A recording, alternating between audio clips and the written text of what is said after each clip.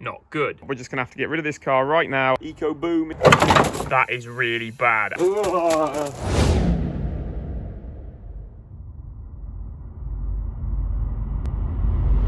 What's going on, guys? Now today we're going to be starting work on my Mark 7 1 litre Ecoboost. Just to recap, I bought this car at auction, crash damaged. It has some minor front end damage, but I don't think it's anything too difficult to fix. We need a new bumper, a new bonnet, and possibly a new headlight, but other than that, there's not really too much cosmetically that this car needs. But we did find out that unfortunately, this car doesn't start. So in this video, we're going to dive into it and see if we can figure out why. Now there's three main things that a car needs to start, and that's air, fuel, and spark. And I like to think of it a little bit like cooking.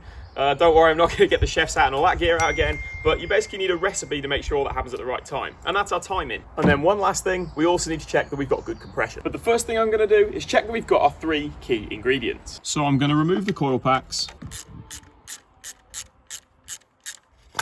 and install an inline spark plug tester.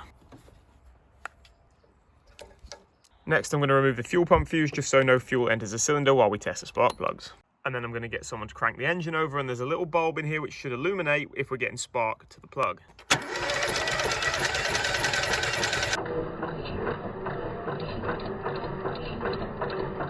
And I've checked all three cylinders and they're all fine, so spark isn't our issue. Next, we want to check for fuel pressure. So what I've done is I've sat you in the back so that hopefully we'll be able to hear the fuel pump prime. And then I'm going to put the key in, turn it to position 2 and see if we've got fuel pressure.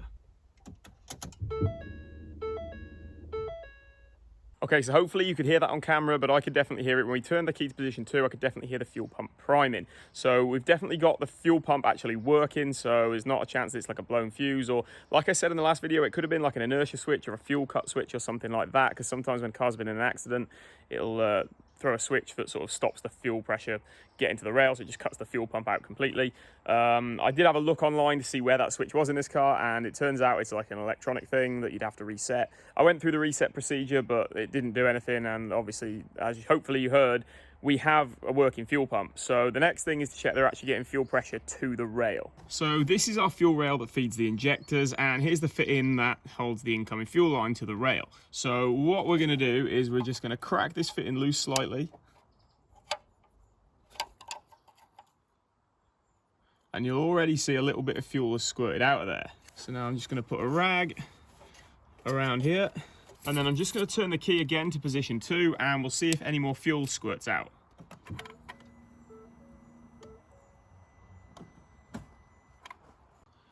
Now, I don't know if you actually saw that on camera, but when I've watched it back, if you look really closely, although you can't see the fuel squirting out, when you hear me turn the key, you can see like the rag here darken up quite a bit, and I can see where sort of more fuel has actually got all over that. So we are definitely getting fuel pressure to the rail, so that's good. I could take it a step further and start to look at testing the injectors, but at this point, I don't really think fuel is going to be our issue. So we can always come back and revisit that later if I can't find anything else. So we've got fuel and we've got spark, and there's only one thing left of the three key ingredients that we need to get the car to start, and that is air. Now, it's really unlikely that the car's not getting any air unless the intake tubing is blocked in any way. I did think that maybe some of the piping could be damaged because of the impact of the crash, but I've had a check of all that and there doesn't seem to be anything wrong with the intake piping. There could always be something in there blocking it, but you know, I highly doubt that is the case because it does seem to be a closed off system. There's no damage to the filter, there's no holes in it or anything like that. So maybe it's not the case that we're not getting the air, maybe the car just doesn't think we're getting the air. It could be a faulty MAF sensor. Now, one way you can do this, I mean, it should run without the MAF, it just might run a bit rough, but at the minute this car doesn't run at all, so it is something we can try. So we can try unplugging the MAF sensor and then see if the car will start without it on. Nope, still dead. Okay, so I don't think the culprit is a faulty MAF sensor. So that leaves us left with two options, and that's either that the timing's out or that we've got low compression. So the next thing I'm going to do is check for compression. So here we've got our compression tester. The compression tester fits into the spark plug hole, so I had to remove all three spark plugs and then select the appropriate thread size adapter for the tool. This can then be screwed into the cylinder, and then you attach the dial to the top with a quick connector, and then it's just a case of cranking the engine over a few times until the needle stabilizes, and then you can read the pressure. There's also this other attachment which, rather than screwing in, you can just hold into the cylinder. So I tried this on the next one, and the tool actually holds the reading on the dial until you release the pressure in it with this little valve on the side. I tried this second attachment on the final cylinder again, but it was actually too powerful. So we've clearly got an imbalance in the pressure in the cylinders. So we've definitely got a serious problem. So I ended up redoing this cylinder with the threaded attachment, and then we got a better reading. So just in case you've not been following along up to this point, from left to right, we've got 75 PSI, 25 PSI, and 25 PSI. Not good. So that begs the question, what's causing it?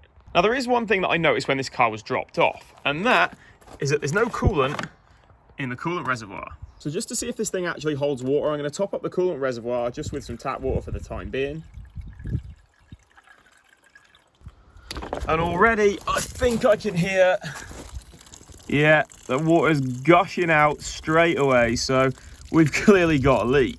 Now I can't quite see where the leak's coming from straight away. I can see a stream of water, but I just can't tell exactly where it's coming from. So seeing as it's got to come off anyway, let's remove the bumper and see if we can get a better view.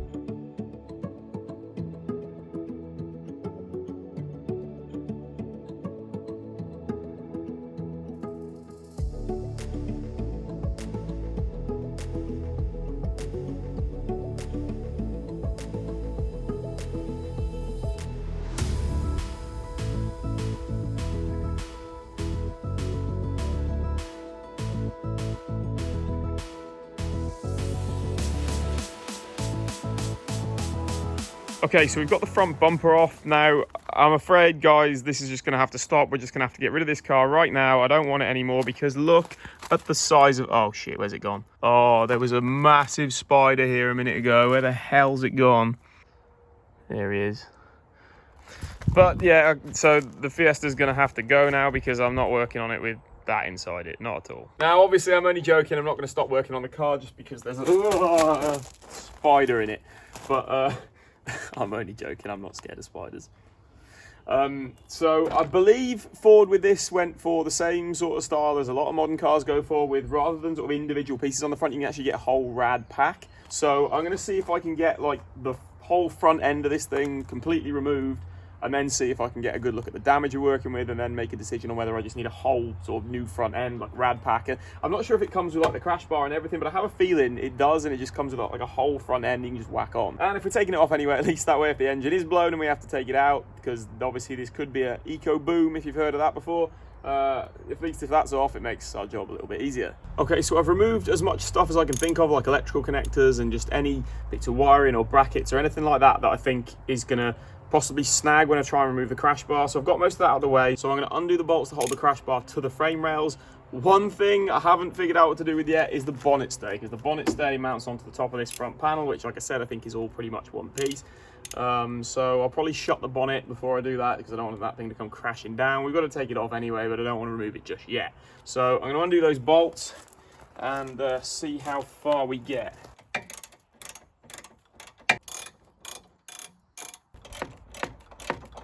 Okay, so I've taken out 3 of the bolts on each side, and I've loosened the remaining one on each side just to see, you know, what actually moves when we loosen this. So it does look like the whole sort of rad pack and everything is moving with it. So I think it is just going to be a case of unbolting that, and it is all just going to lift off in one piece, pretty much. So I'm just going to do a final check and see if there's anything else I can actually get to that I can undo, because it does look like this is all just going to come off, and I don't want to like pull and break anything. So I'm going to have a quick look for that, and then hopefully this is coming off. Now, it's been a couple of days. I had a little panic and I had to put this on hold because I noticed all the aircon lines and stuff like that were in the way, because the aircon rad is in part of this rad pack at the front, obviously. So I had a bit of a panic there because I didn't want to rip it all off and then find out to disconnect those lines and then find out there was still gas in the system. But I've had it checked over and the system is empty, so I'm guessing that radiator got damaged in the crash. That was likely to be the case anyway, but I just wanted to make sure. But that's all sorted, so now I'm going to get the final bolts out and then we're going to get this front end off.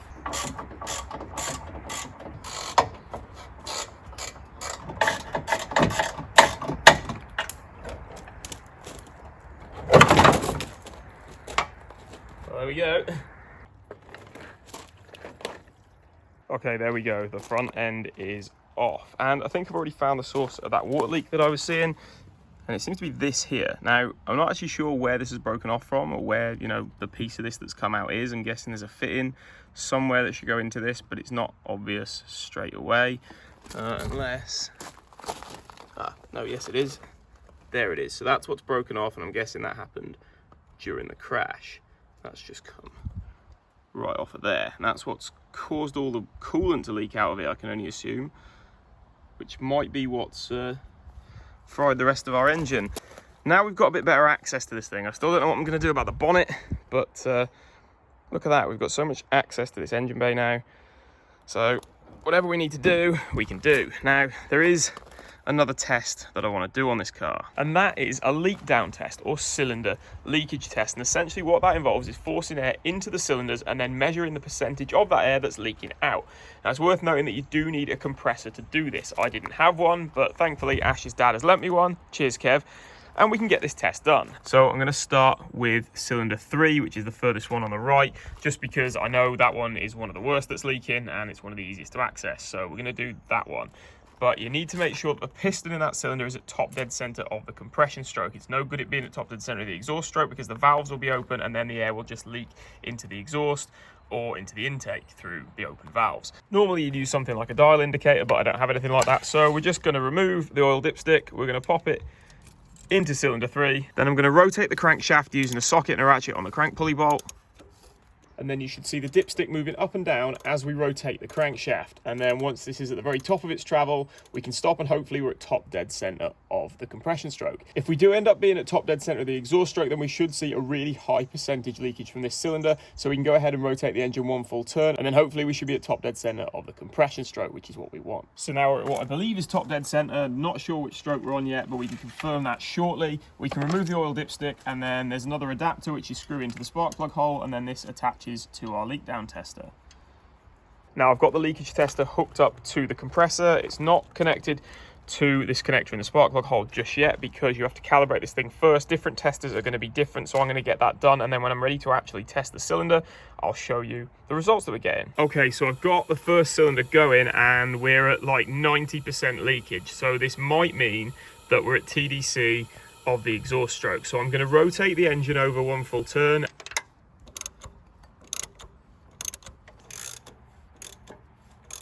Okay, so we've rotated the engine over and I've reconnected the tester, and we've still got around 90% leakage. It's a tiny bit better maybe now, but that is really bad. And you can hear, hopefully, like you can hear the air escaping. One of the main places I can hear it escaping from is this coolant hose here. I don't know if you can hear that, but that is one of the main places it's escaping from. And I can also hear it escaping from other coolant hoses, such as this top radiator hose and other places like that linked to the cooling system. So that, to me, can only mean one thing. Now, I've got a pretty good idea of what is actually wrong now, but there are still a few other places you could check if you were doing this yourself on your own engine. If the whole front end of your car was completely together and the cooling system was sealed and you had no leaks and you had coolant in your coolant bottle, you could also check for bubbles in here, because if air was escaping to the cooling system, you should see bubbles in the expansion tank, but that's obviously not the case here because I've got a water leak that doesn't hold water at the moment, so we can't do it that way. Some other places you could look for leaks are in the dipstick tube, because if you can hear air escaping in there using like a mechanic stethoscope or something like that,